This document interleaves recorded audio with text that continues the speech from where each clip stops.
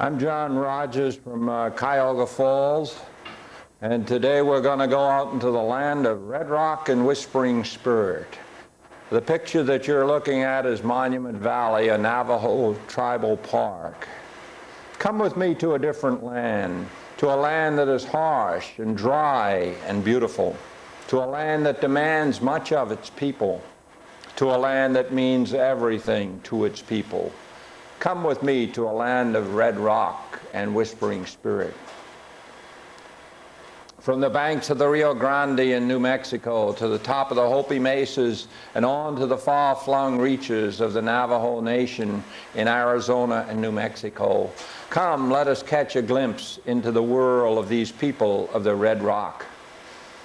Geography has done much to shape these people, but ancient beliefs and ceremonies and ongoing traditions are much in evidence. The Navajo Nation is cornered by 4 holy mountains. The best known of these to the outside world is the one called the San Francisco Peaks in the southwest corner, and that's the one you're looking at. The most prominent geographic feature within the Navajo Nation is the Chuscount Mountains.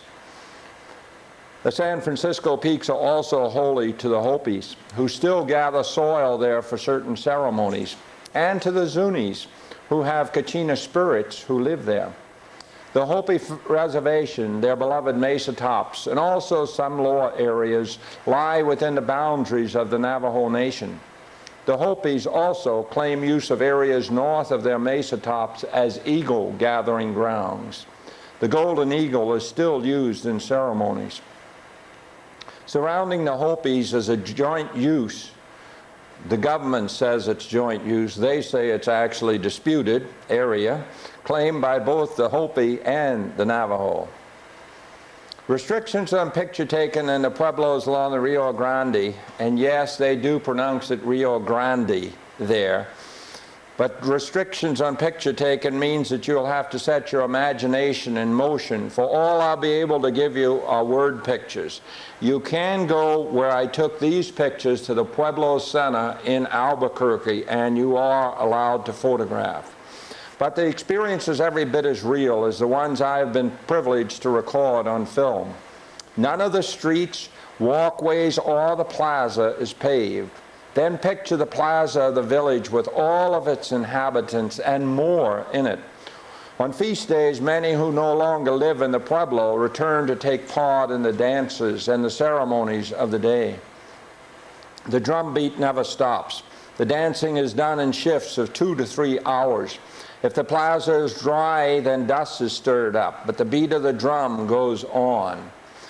Men, women, and many children dance on and on. Finery, pieces of juniper or other evergreen, feathers, single pieces of fur, and other ornate things are part of the dress.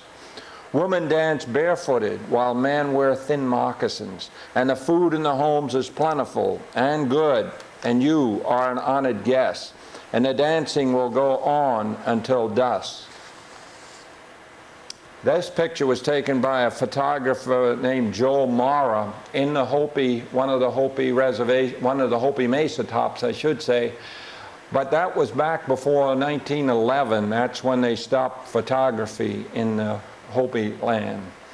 You'll need your imagination again, even though you'll have pictures, as we look at dwellings that have known no inhabitants since 1300 AD. Here the whispering spirits are strong, but your mood must be right. These are the dwelling places of the Anasazi, or ancient ones. And then in petroglyphs, they're the ones that are carved into the rock, or pictographs, those are the ones that are painted.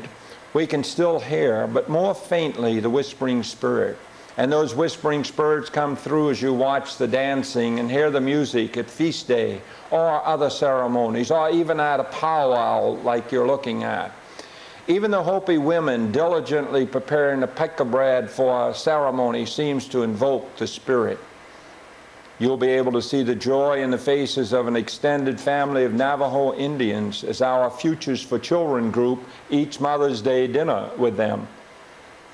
However, while the Navajo family asked to have their picture taken, it's back to the imagination again for our meal with a Hopi family.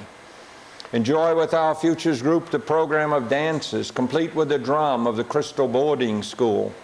We'll see other schools as well, but the 1st through 6th graders at Crystal are the only ones we'll see dancing.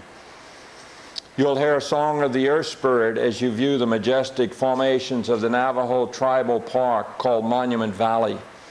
Then you will see a canyon like no other, Canyon de Chelly, the canyon of colorful walls.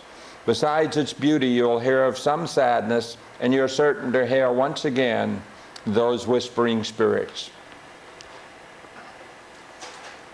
Now this is the whole Navajo Nation all out in here. This is Albuquerque and Santa Fe over here. We're going to move in on that.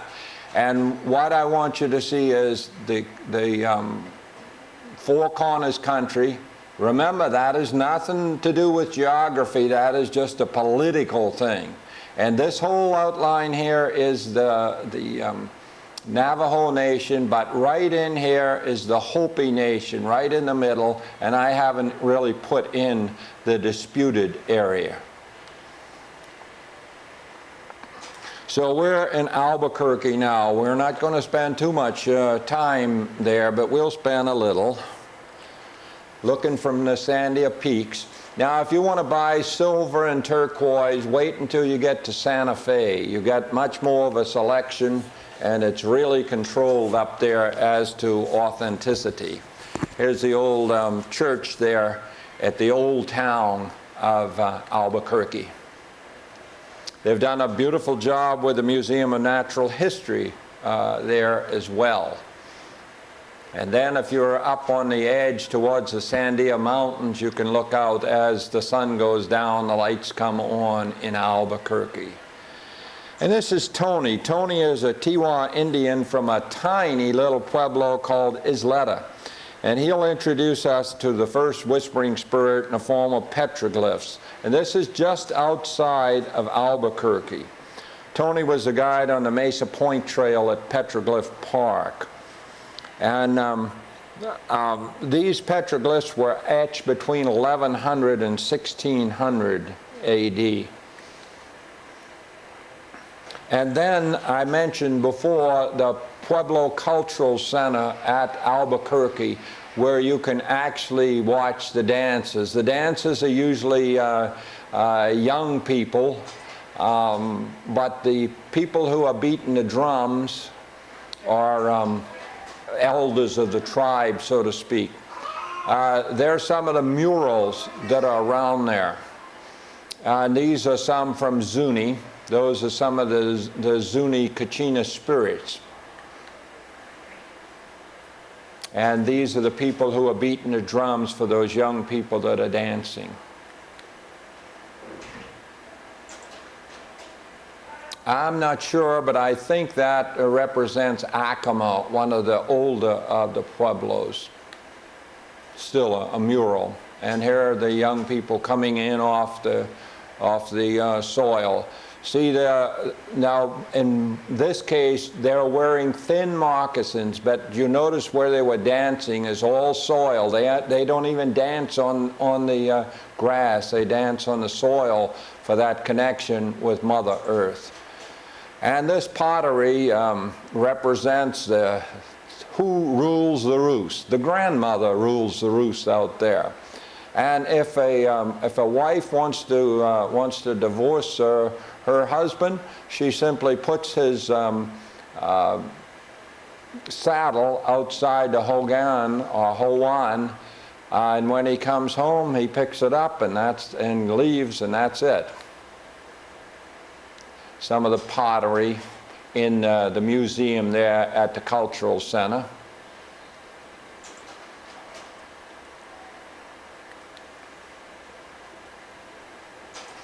And now we're out north of the city, and we're at Coronado State Park.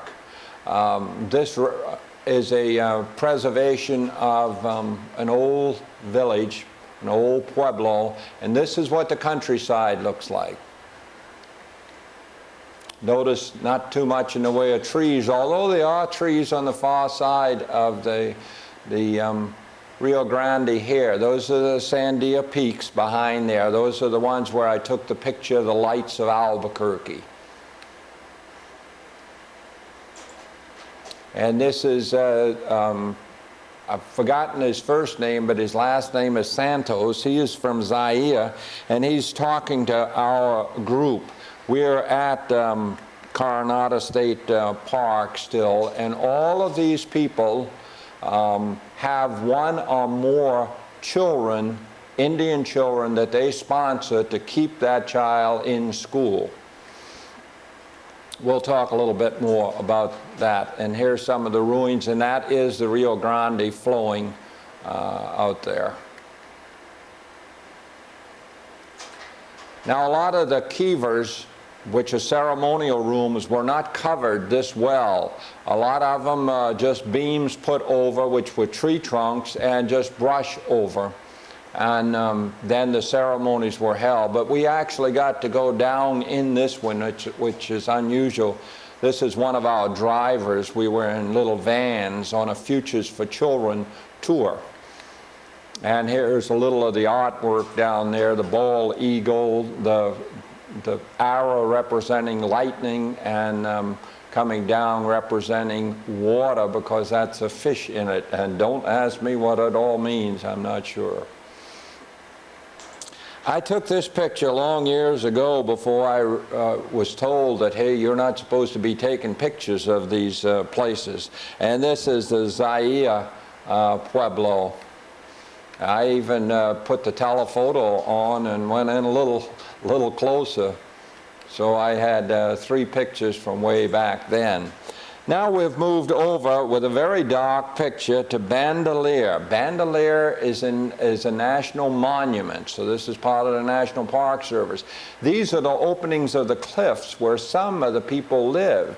And then when I turn and take a picture down in the canyon, you can see that there was a huge pueblo at one time. They think that some of those layers went up 5 stories. They know they went to 3, but they're not sure. You'll hear those terms again in another pueblo later on. But this is Bandelier, and this is just outside of Santa Fe.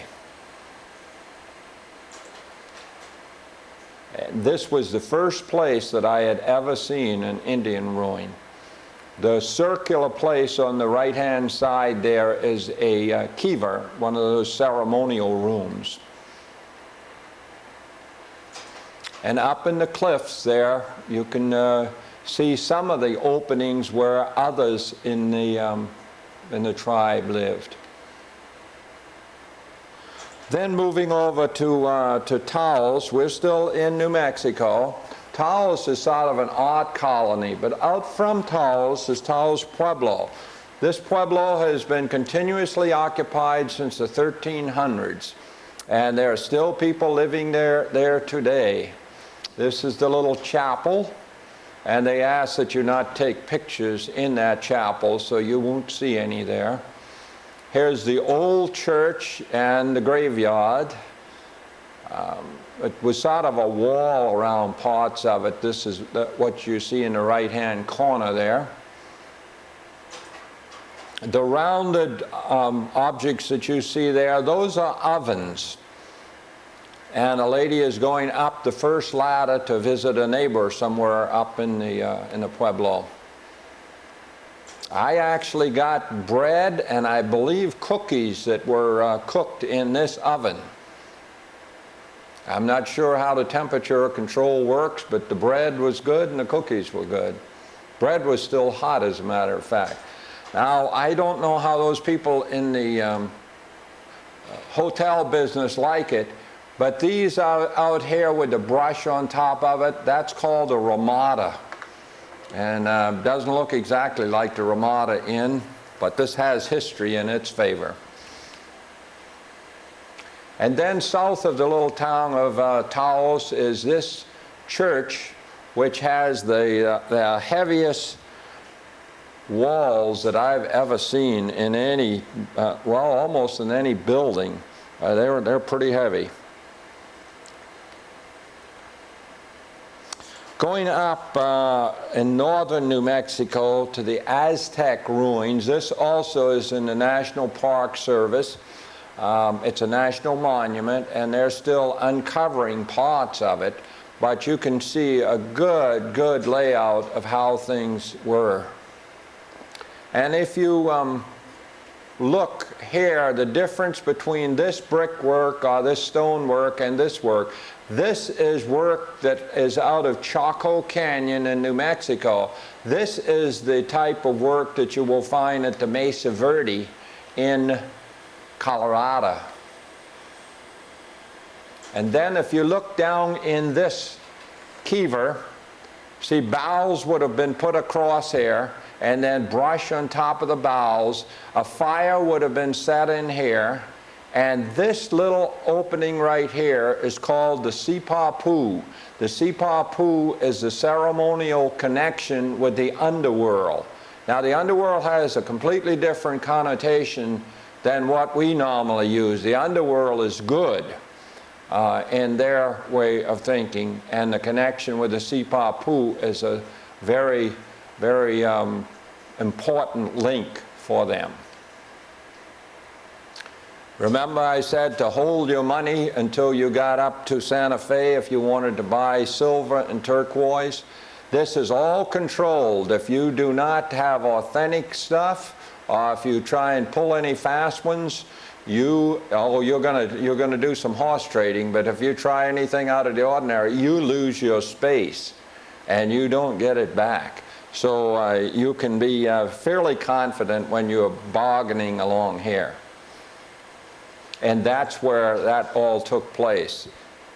A not very often occurrence in summertime was rain that had just fallen. You can see the streets are wet and the clouds behind. But that's the governor's palace, and that's where all that beautiful stuff was. Also at the square in Santa Fe is the end of the Santa Fe Trail. It started over at Independence, Missouri, and part of the Santa Fe Trail was used as the Oregon Trail until it got over into Kansas. And there's some of that beautiful work for sale. I don't have all the story on it, but it's said that this is the oldest church in the United States, even older than some of the ones down in Florida. The next time I go back to Santa Fe, I'll see what I can find out about it. And here's the church that was used as the setting for Willa Cather's masterpiece called Death Comes for the Archbishop. And that is the state capitol.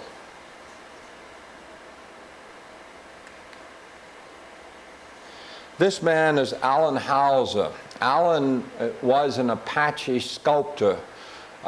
He died about 2 years ago, but his work was really something to behold. Here are some of his horses. But he's most famous for this type of work. And at the time of his death, some of his stuff was going for $100,000 a throw. So he came along very good. But I happened to be, we went to his studio, and I happened to be there with my telephoto lens on, and I was able to get that portrait of him without him even knowing about it. Then when we went to another rather small pueblo, this man was so proud of having gone over to Pennsylvania, taking all of his regalia with him to see his son. And that's where this photograph was taken in Pennsylvania, and mine is a slide from his photo. Then outside, still outside of Santa Fe, Ben Ortega is a wood carver, and you may have seen these. They're fairly well known. Then I mentioned Futures for Children. At one time, my wife is here in the middle. At one time, we sponsored this lady, this gal, and this is her baby. Some of your sponsorships end up that way. And then we went to a powwow at a high school there in Santa Fe. Now, I won't spend too much time on this, but the beat of the drum goes on, and the dances, to me, some of them look almost like the last one I saw, but the costumes are really, really neat. And a lot of participation by the local people. They really like to do that sort of thing, and those are usually on Saturday nights. And then outside of there is also a Spanish village, a recreation of a Spanish village, La Cienega, and there were just a few pictures of that. One of the chapels there inside. I was having a little camera trouble with outside stuff. Something was stuck. And these guys were playing and getting a little bit of money in their hat there. But if your children have never seen any of the farm animals and all, this is a great place to take them because they can see quite a few of them. Then out from, as you go west, still on the interstate, out from Albuquerque, you pass Laguna Pueblo. You don't even have to leave the interstate to see Laguna. It's one of the best known, but some of the others are much more interesting because they're so much more compact than Laguna. Then when I was in this van, the head of the Futures for Children was in the van with us, and I took this picture, which is of the Zuni Holy Mountain, and she said, "John, you better lay down your camera. You're not allowed to take pictures in Zuni." And I did. I left it in the van. So what you're going to see, the few that you're going to see here, were from postcards and the like. But I want to call your attention to this old Catholic mission in Zuni. This is over 300 years old, and it had fallen into ruin, and it was restored in 1966. And today, beautiful murals are being painted on the walls. Now, this man is the artist. He's Alex Siotiwa. He's working on a church at Zuni. He started in February of 1970. He has let only about 3 people in the church with a camera. And one of them is, or 2 of them are Paula and Bill Filmer from Akron, actually from Mogador. And he has allowed them to photograph. Now, I know them, so they loaned me some of their stuff, and you will see that. But here are the Stations of the Cross in a Catholic church, and above them are the Kachina spirits of the Zuni nation. And this is one of the Kachinas. And what Alex is doing, he made some modifications, and he is actually painting behind them the terrain and the seasons. Not that much seasonal change, but he's painting those. This is the huge Kachina spirit. This is Shalico. And remember, their Kachina spirits live in the San Francisco peaks. But these are all copies of Bill Fulmer's photography, since I was not one of the honored few because I didn't know the man. Incidentally, Zuni was one of the, considered one of the 7 cities of Cibola, the cities of gold that the Spaniards were looking for. And then in New Mexico, you can see a lava flow. If you've never seen a lava flow, it's sort of interesting to walk out on one, a little ways anyhow. And this man is from the school called Through. It's a Navajo school, and these are some of the kids there. We got to go all through the school. He gave us a little talk and welcomed us, and then we walked around and looked. And if you will notice, this little kid is using a rather expensive computer to play tic-tac-toe. You really learn that way. But a real nice bunch and very interested in reading, and they just love to have people like our group come in because they want their young people to have this exposure both to the Anglo world and to adults in their own tribe. Most of these kids are Navajo. That little girl with her hand on her chin, she is not Navajo. And this is one of the teachers. And this lady I'll refer to a couple of times. She is a full-blooded Navajo, and she will be the interpreter when we get to a place where they speak no English, or where at least some of them speak no English. This hangs on my wall in my basement alongside my computer. It's called a sand painting, but a true sand painting is used or destroyed, you might say, as a ceremony goes forward. But mine has adhesive, so it holds together. Now we're going over towards Window Rock, and Window Rock is the political center of the Navajo Nation. This formation, which you saw right in the very beginning, is right at Window Rock. But the thing Window Rock is really noted for is Window Rock. Very nice arch, circular in form. And at the museum there is this beautiful painting dealing with the whirlwind.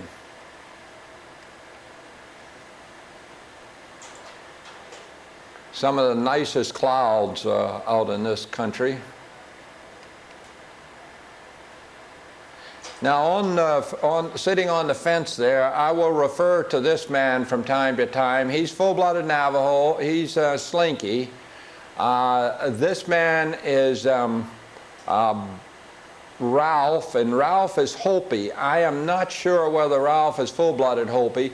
This one is from San Felipe Pueblo, and this one is a Navajo also. These are our 4 drivers for this tour. Actually, we've been on 2 of the tours. So this is at Window Rock, and we are not far from the home of one of these people, and that's where we're going now.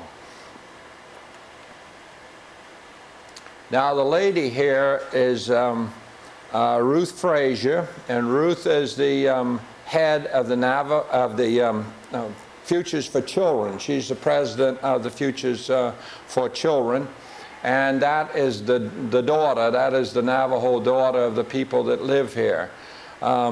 She brought the whole organization, which started in Washington, down to Albuquerque at a very early stage, because she couldn't picture it being in Washington when this was the country that the people lived in that you were dealing with. So she's lived the rest of her days in the Albuquerque area, going out onto the reservations. Her husband is quite an authority on Chaco Canyon, and we will view Chaco Canyon later. But this is the country that of the Navajo. And here is Slinky. He's the Navajo that I told you about.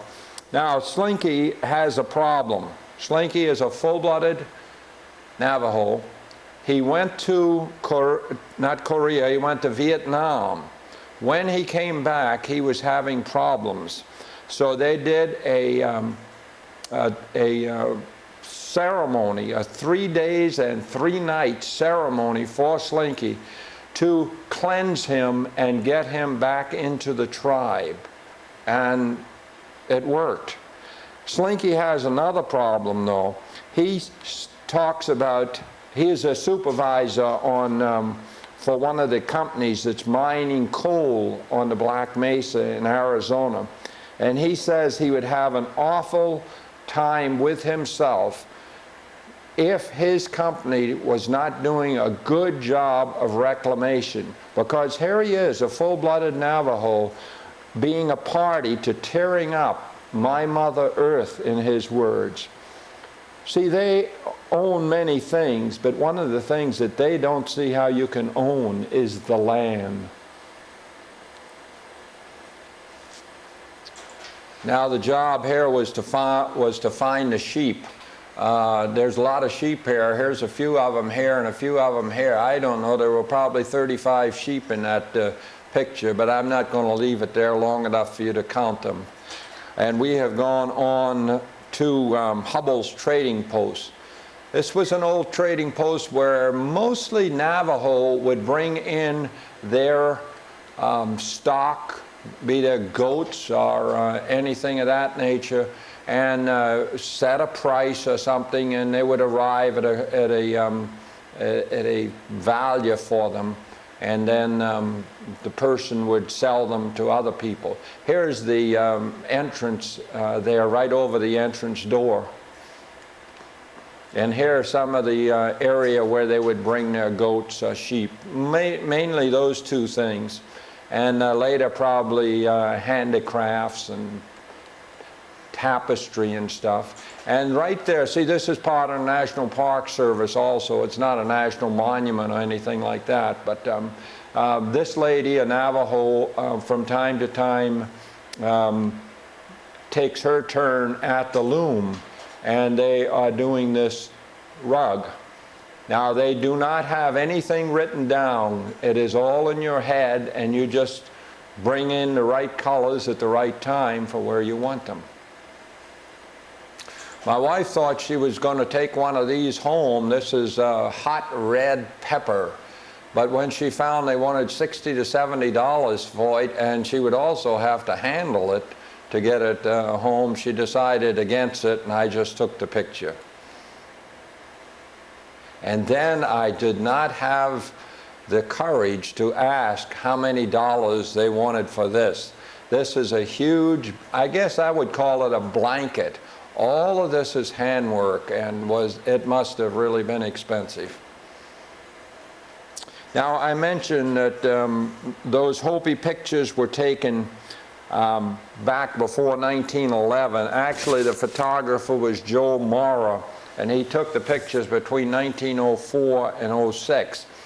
And these are two of the priests bringing cornmeal. Cornmeal and things like pollen are very, very significant to these people. They are bringing it from one village into the village of Walpi for a ceremony. And this is the village of Walpi. Walpi has been continuously occupied since about the 1300s, about the same age as Taos Pueblo, but they only have about 9 people that are still living at Walpi. These are still Joe Morrow's pictures. Now, if you were going along across the Painted Desert, you get to First Mesa. The First Mesa is the easternmost mesa. That's what you will see. But when you go up on it, and most people do not, down in this area, you will see villages. That is Walpi. Walpi is right up on that cliff, and you don't even see it because it just looks like a rock. The distance across here is hardly more than 25 feet. The drop-offs are somewhere in the neighborhood of 400 to 500. I was not allowed to take the picture, but I found it in Arizona highways. But on one of the 2 trips that we took with Futures for Children, we were privileged to eat lunch in a house right back in here.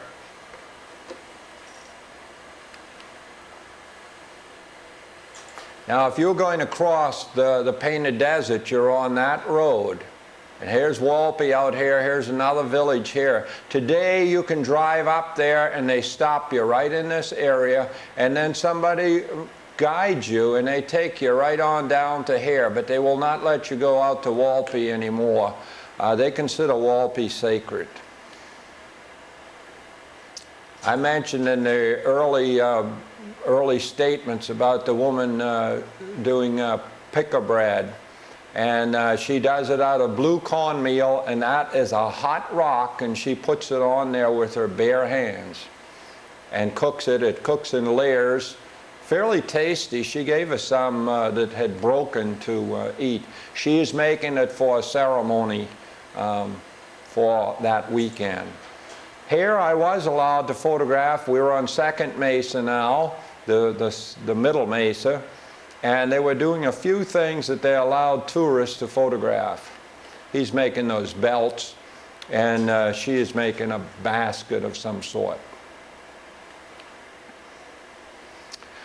This man unfortunately died in an automobile accident, and it was real lost. I won't even try and pronounce his last name. His first name is Abbott, and at one time Abbott was the head of the Hopi Nation.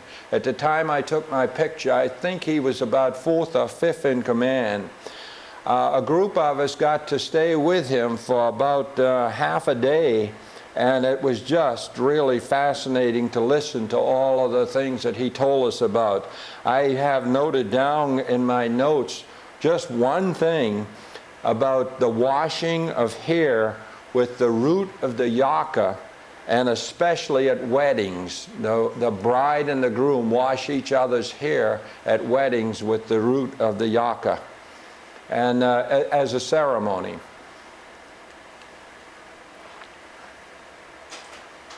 I'm probably not allowed to take that picture, but I did, looking back on one of the Hopi mesas. I don't think they actually mined the country.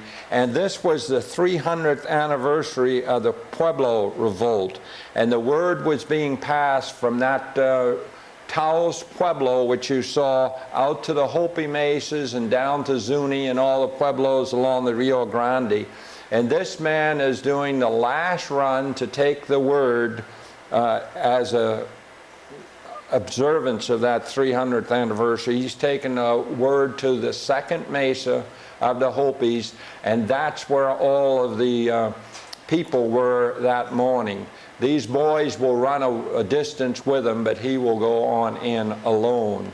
And these are the people that are gathered there, and this morning they allowed us to take photographs. And then I photographed that night, hopefully under the same permission, the sunset from Second Mesa. Over to the west of that, on over towards the Grand Canyon, is some fields, and this is the Moincopin. This is also Hopi, and there is a village there called Moincopin before you go on over. Here is some of the work of the Hopis as far as jewelry is concerned. Very distinctive. And from their second mesa, I photographed the San Francisco peaks. You notice some snow on them. They're about 13,000 feet high north of Flagstaff, Arizona. And then out in the country again, it's all country really, not too much in the way of habitation. And I was surprised to find that Arizona has some badlands of its own, but they do. And then back up at the Second Mesa, we met one of the young people that we sponsor. We sponsor her. Her name is Laura John, and that's her mother. And notice the turquoise and silver on her mother. In this picture, there are two ladies there from New York City, and they sponsor one of those kids on the front row. I'm not just sure which one. The idea of this sponsorship, today it costs you $30 a month, and the idea is to provide that child with enough money for shoes and clothing so that they do not drop out of school. If they drop out of school, they lose their sponsorship.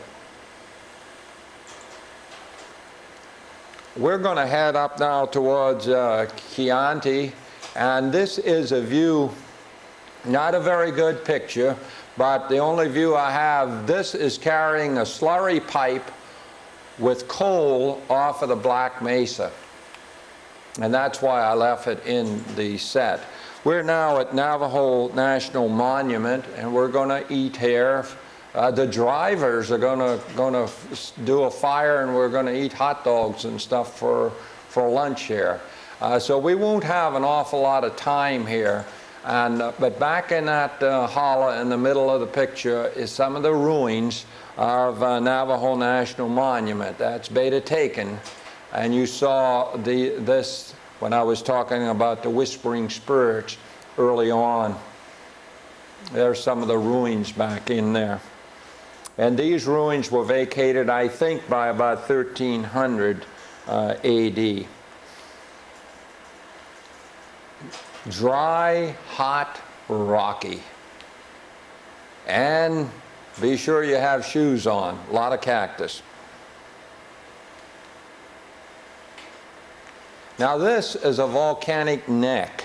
We haven't talked about these before. This is the inside part of a volcano, and all the cone-like area that you're used to has eroded away.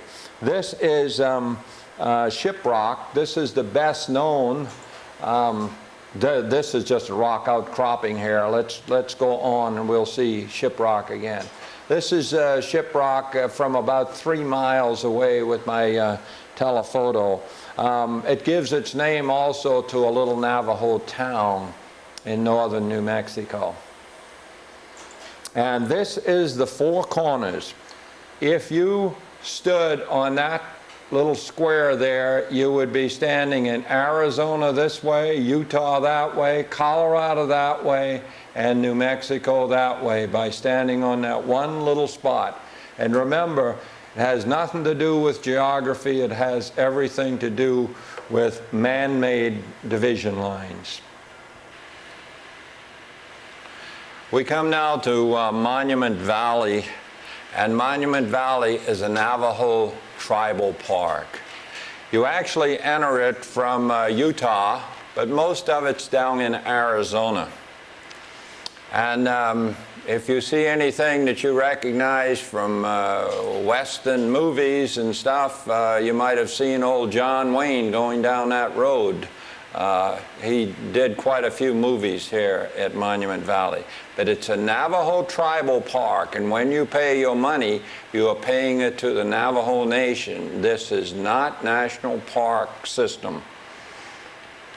So let's go on in. It's a beautiful place. Very startling in all its formations. And take a good look at that water. You don't really see too much of it in Monument Valley.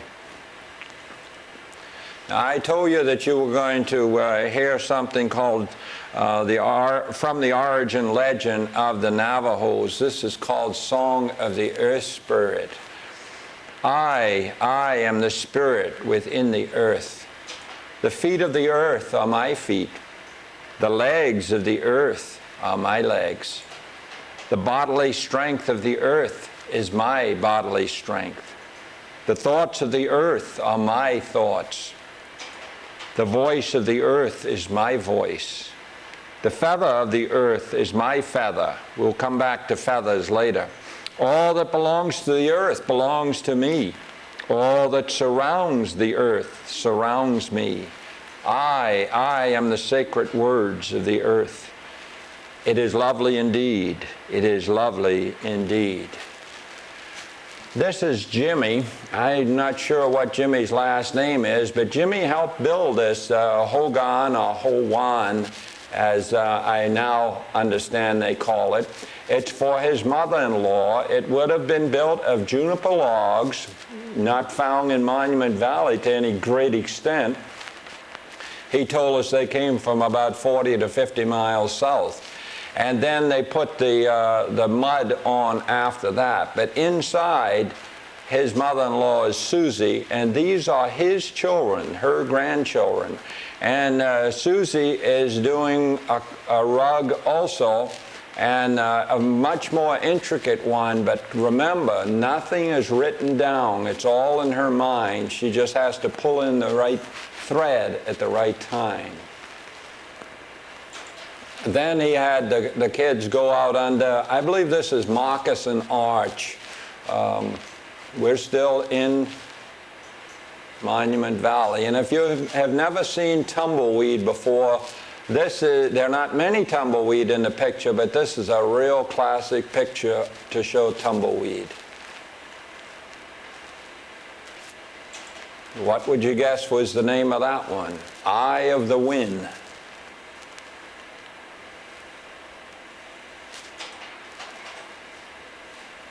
Now, you are allowed to drive your own car after you pay your fee down into Monument Valley, but they do not let you go to all of the places simply because you might get stuck in the sand. Very easily could you get stuck in the sand.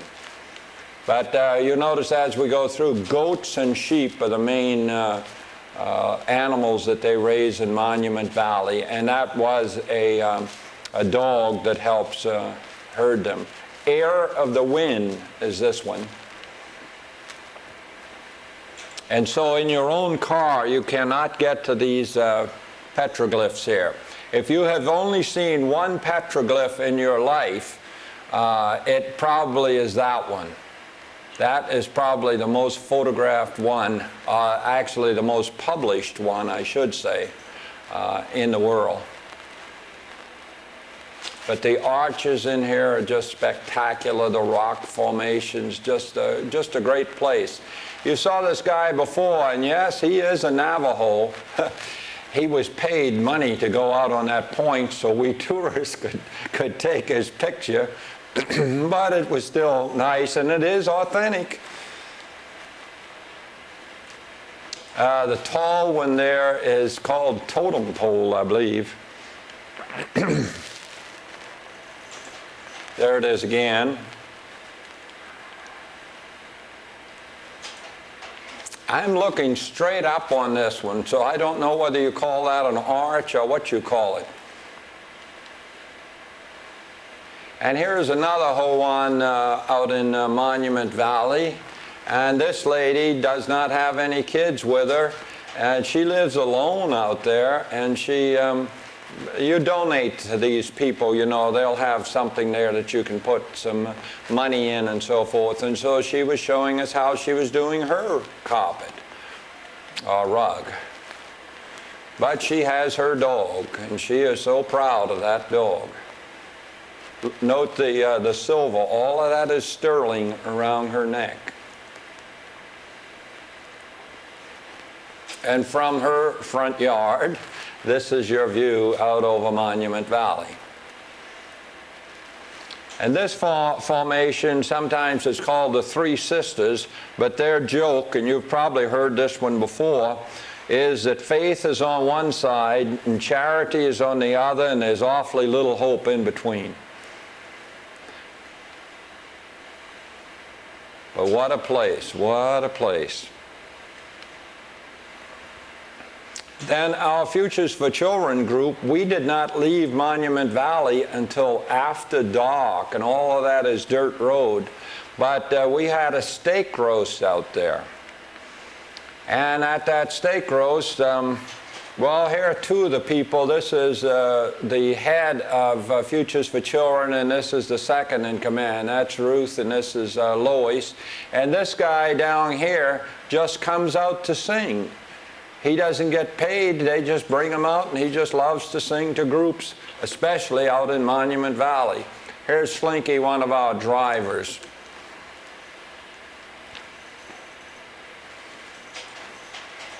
Just one gorgeous place. Now, while we're in there, Tony Hilliman is a mystery writer from Albuquerque, and he wrote one called Ghostways. And so he put these words into the mouth of Frank Sam Nakey, an old Navajo. And here are the words: memorize places. Settle your eyes on a place and learn it. Touch it with your mind. Inhale the air that moves across it. Listen to the sounds it makes. See it under the snow and when first grass is growing, and as the rain falls on it. Feel it and smell it. Walk on it. Touch the stones, and it will be with you forever. When you are far away, you can call it back. When you need it, it is there in your mind. And as the Navajo rider turns to go, we turn and go outside. We're going from the town of Chianti now on dirt road to a school, an experimental school called Rough Rock. And if you think you want to have a little solitude, maybe you'd like to buy that Hoan there. And I guarantee you, the next one we saw was about 20 miles away. You would have all the solitude that you could ever want. But finally, we got to the school. Now remember, I'm allowed to photograph because these are Navajo. And some fairly good close-ups of some of the kids here.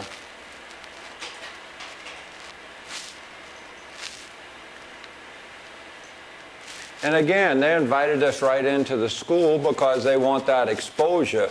This is not anywhere near the tourist route, so to get this many Anglos in to expose their kids to us was worth disrupting their day for.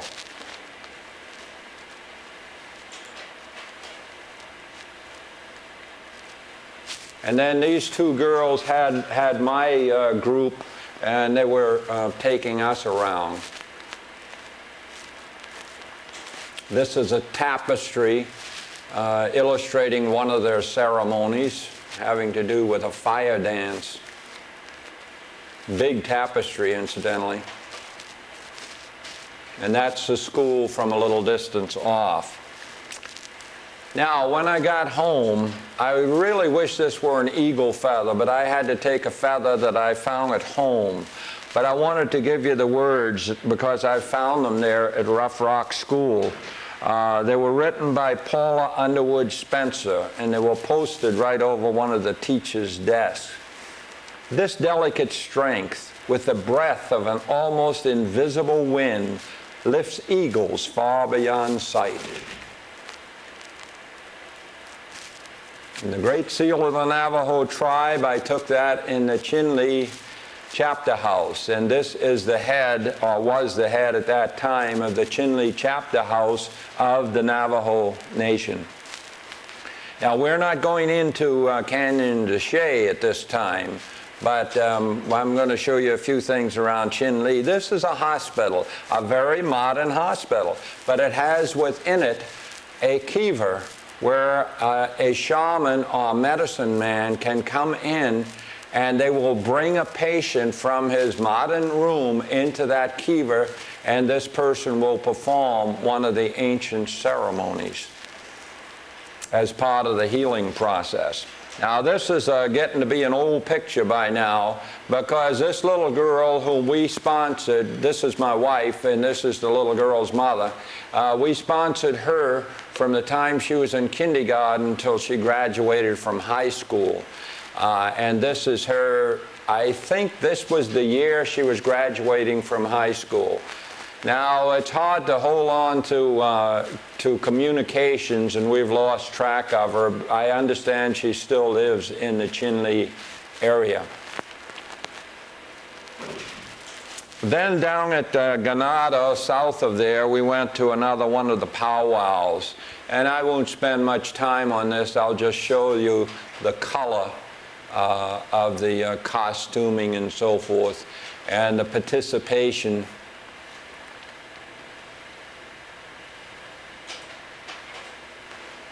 I'm not sure that I could stand the drum beats every Saturday night that they use it here. It's always going.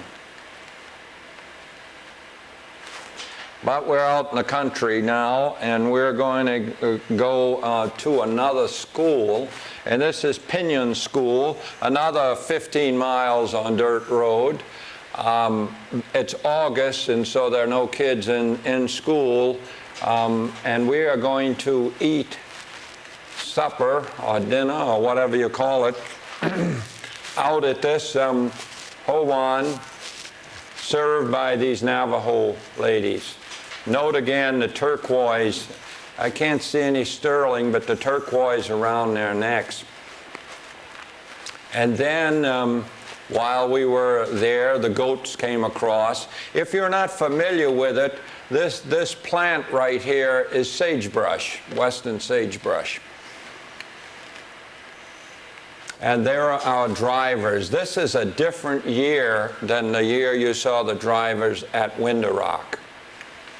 But Slinky is still the head driver. And this man is from California, and he sponsors this young fella, and these are all relations, and he has had that young fella over to California. Incidentally, the girl that I showed you, Tina, we had her here to Ohio for about 7 days. This lady is from New York City, and she sponsors, I think she sponsors the little girl that she's holding by the shoulder. And these were two fascinating Navajo ladies. This is Ruth Frazier. She's taken their picture with a Polaroid, which she then gave to them. And all the rest of the time we were eating, you could see them taking peeks at that and chuckling and then hiding it, just like the greatest thing that ever happened to them. Another school, Many Farm School. This is a boarding school, but remember it's August. But I found that symbolism really neat. But here is the school.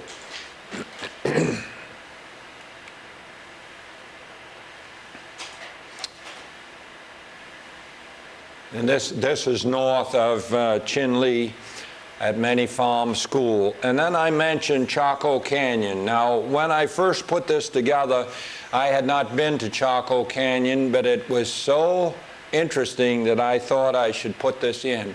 My wife and I have gotten a permit, and we have climbed up on the cliffs behind this ruin and walked the mile to get where I'm taking the picture. That is Pueblo Bonita.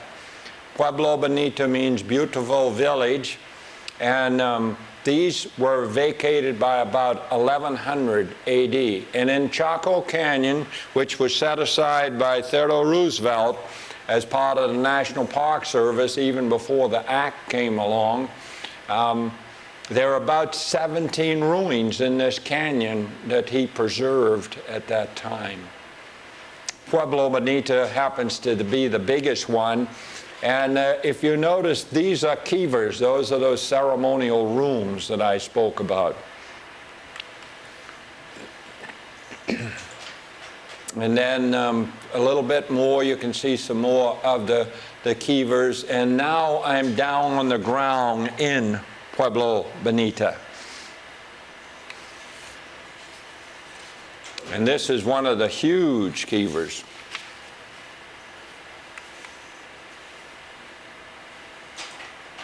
And this is the one, as we got up on the top of the cliff, then I looked around, saw this view, and took the picture. That is the dirt road behind it that you take coming in. You have to go about 30 miles off the paved road to get to this point. Be sure the road is dry. We're going out to Round Rock in northern Arizona, and we're going to have Mother's Day dinner with the Navajos.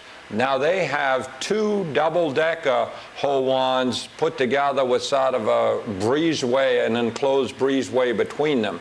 We will be eating under the Ramada out here, and this was one of the most interesting experiences. Those are those Chuscat Mountains in the background, incidentally. And they had all kinds of things for us. Actually, when I'm eating with the Navajos, I get a little tired of Kool-Aid. They go in for Kool-Aid quite a bit. This is the local busybody. She was not invited, but she was coming to see what was going on, why all these people were here. And I photographed her when she was trying to get across the fence. And I don't know if she got stuck or what. But anyhow, this is the matriarch of the group. A very nice lady. It's one of the little kids, remember, Navajo, and so you can photograph. And this is the patriarch, this man right here. And that man told us that he had never seen Anglos close up. He'd seen them in magazines and papers, and he'd seen them on TV, but he'd never been close to Anglos. Those are our 4 drivers in the back. And that day, 42 of us descended upon him. And through that lady that I pointed out a while back, our interpreter, he said he was absolutely delighted with the experience. He really wished it would happen again. So we were real happy that we made that good an impression on him. But then they asked Ruth Frazier, the head of Futures for Children, to take a picture of the family. And Ruth asked me if I would do it. So by saying yes to there, sending them large enough and enough pictures, that little yes cost me about $60 by the time I got through photographing them and sending them the pictures. And then somebody wanted a picture of all of the sponsors that were there. So since you haven't seen me, this is my wife, and that's me back there, and those are the Chuscat Mountains in the background. A lonely horse in front of what looks almost like Badlands, but not quite. Now, still on Sunday afternoon, Mother's Day, we're going over to see some sheep shearing. And while they were setting that up, I saw these little goats, which were made a pretty nice little picture. But here is the lady that is going to shear that sheep. Now, she has a helper. Notice she's already tied the back legs so she can control the animal. She has no electricity, so all of this is done with those ancient old hand clippers. And both of them are at work now. And they want to do it right because they want those fibers as long as possible. Makes everything easy and incidentally makes everything better the longer the fibers. But that's the kind of country we're in at this time. And a couple of the kids running around. I don't know what that little boy was recording. And incidentally, that was the Benally family that I photographed. Now, there is a Navajo word called Hazro, and that means walking in harmony with beauty all around. And as far as I know, there's no such word in English. This is the Navajo Community College. This is on the northern edge of Canyon de Chelly, where we're going to end this trip. This is owned by the Navajo Nation. It is chartered, it's fully accredited, and it's operated by the Navajo Tribal Council. I'm up in that building now looking out over part of the rest of the college, and in the museum there a few things. And this one especially, I mentioned before that the Navajo Nation is bordered by 4 holy mountains, and those are the 4. I've only shown you the picture of the mountains north of Flagstaff, the San Francisco peaks. But they feel that they are in Hazro, walking in harmony with beauty all around, if they are within the boundaries of those holy mountains. And I mentioned that we would go to the Crystal Boarding School and you would see the dances. Now these are going to be too great. The girl is a dancer and the boy as a drummer. He really has a beat. As good as any of the adults we heard on the trip. And he did all of the drum beats for the dances. They had served us Navajo tacos out here at the school. This is a taco made on Navajo fry bread, and you only eat one. You can only hold one. And I like to mention the name of this lady. She doesn't know I'm mentioning her, but this dancing and so forth was revived and has been kept up by her as the Indian Club sponsor. This is Mrs. Linda Davis. And now they're finishing up, and they asked Ruth Frazier to bring up all of the children who were sponsored, not necessarily by anybody on the tour, but sponsored by somebody in Futures for Children. So there's a goodly number that are in school because they have the shoes, they have the clothing sent to them by members of Futures for Children. And we're going to take a short trip down to Toby Turpin's trading post. This is one you might hear about because they've got everything in there. I wouldn't be surprised but what John Wayne got some of his Kachina dolls there. John Wayne gave a collection of Kachina dolls to the Cowboy Hall of Fame in Oklahoma City, and you can see them down there.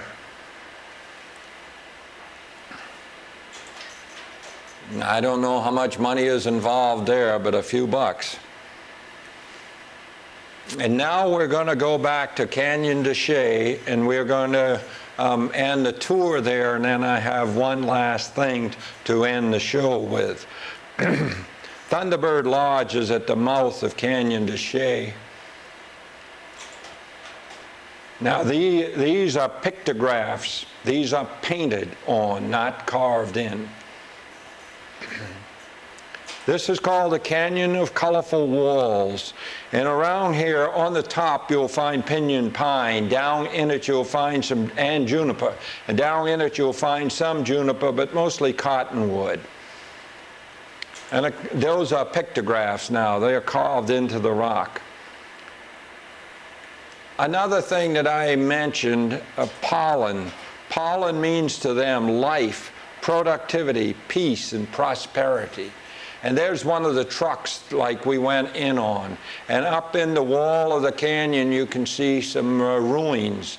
And here's what they look like a little closer. See, this is the ruins of the Anasazi, or the homes of the Anasazi, or ancient ones also, vacated by 1300 AD.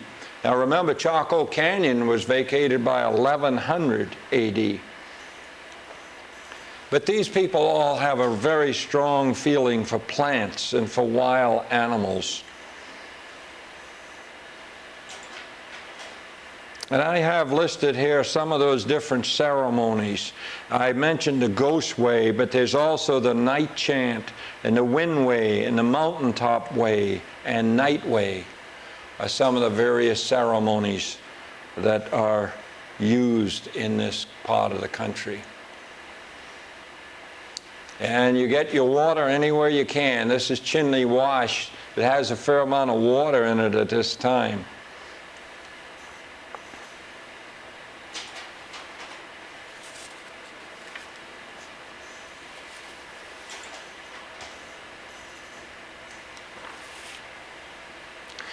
Now, it really is two canyons. The whole thing is called Canyon de Chelly, but Canyon de Chelly is really the southern canyon. The northern canyon, which we are about to go into, is Canyon del Muerto.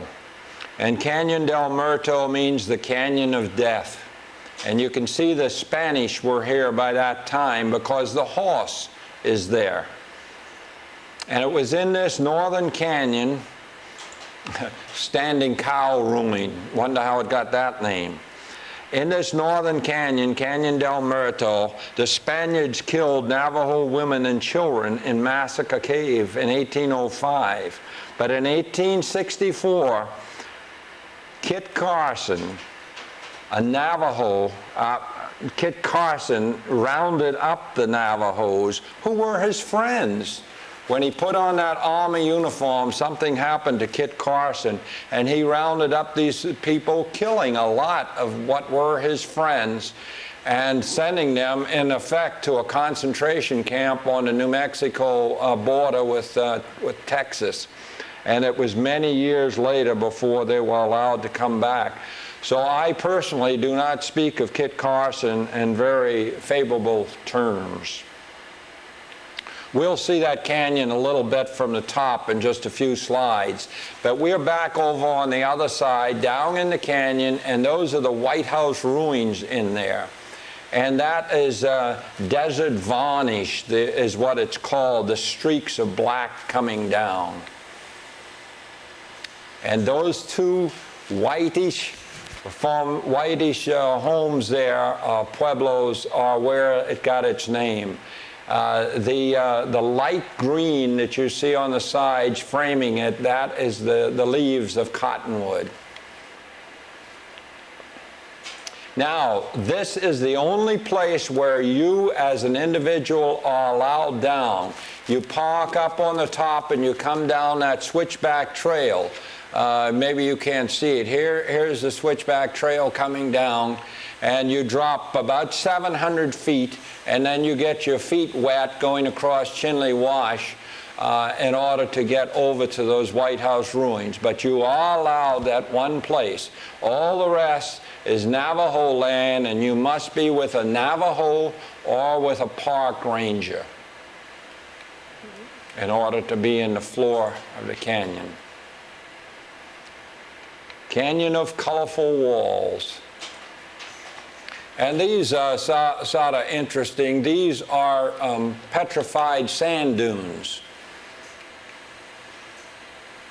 And once in a while, if you're lucky, you see some young Navajo boys herding sheep and goats.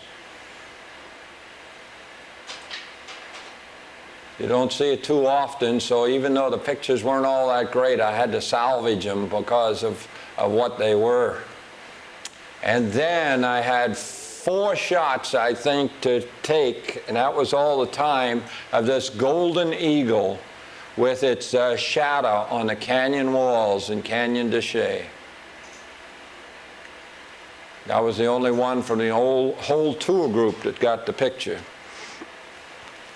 Now we're up on the rim. We're on the south rim now, looking down in Canyon de Chelly, and there is White House ruins across the way. This is probably my favorite western canyon. It's really a neat one. Chinley Wash coming through. Now we've gone over to the north rim in Canyon del Muerto. Every time I get to Canyon del Muerto, the sun seems to be leaving, and I get long shadows out into it. That's one of the caves. There are 2. There's Skull Cave and Massacre Cave, and I don't know which one that is. And then the next morning at sunrise, we were down at the end of Canyon de Chelly, or the end as far as the road is concerned. That's Chinley Wash coming through, and that's the rays of the morning sun that had just come up. And what we went down to see is the morning sunrise at Spider Rock. Spider Rock is named for Spider Woman, who figures very prominently in the origin legends of the Navajo. And that rock is over 800 feet high. And then I want to close the whole thing, and I have skipped out of the Red Rock country because this is something I wrote in 1987, and it's called Sing for Our Mother Earth. We'll be back and forth, but I felt that I had to go into the other places to get some of the pictures. So this is autumn in New England.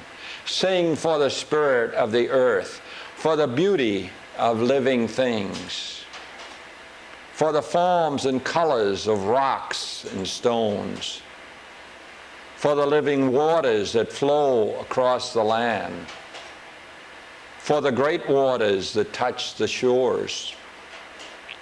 Sing for the spirit of the earth, for Mother Nature who balances all forces, for Jack Frost who paints the leaves at autumn time, for the mighty forces of weather that cause the storm to blow and the rain to fall, for the forces within the earth that shift her surface, that the building of the earth may continue.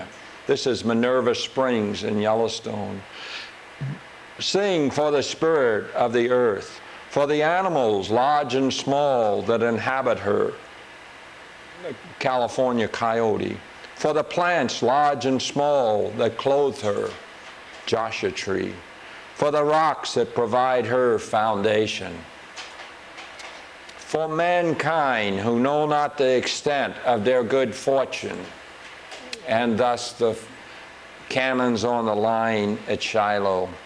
Sing for the spirit of the earth, that thy joy and understanding might merge with that of kindred souls, Doubly bless our good earth. Sing for our Mother Earth.